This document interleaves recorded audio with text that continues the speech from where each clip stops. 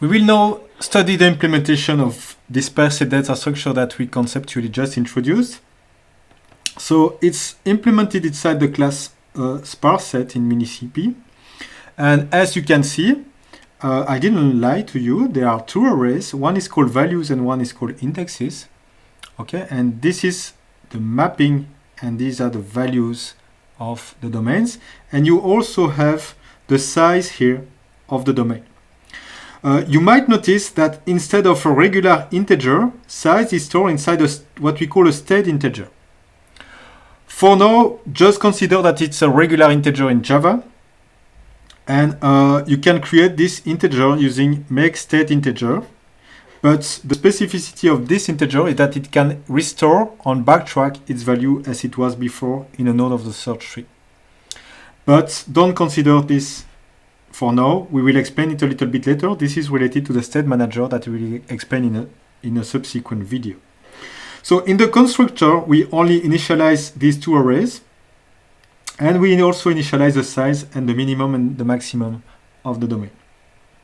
Okay, and the mapping initially is the regular mapping, which was this, if you remember the previous one, it was this mapping. Okay, we consider that all the values are sorted, and so you simply need to update the indexes. You just need to initialize the indexes like this. Then comes the interesting part, which is the operations, the update operation of the sparse set. A very important method that we will use is exchange positions or swap position.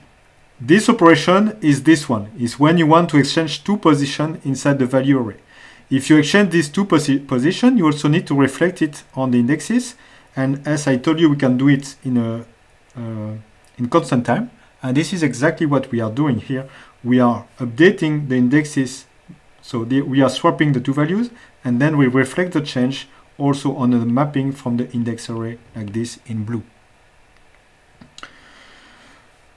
You can also verify if a value is inside the sparse set, and for that you just verify that the mapping, so index of this value that you are querying, is less than the size.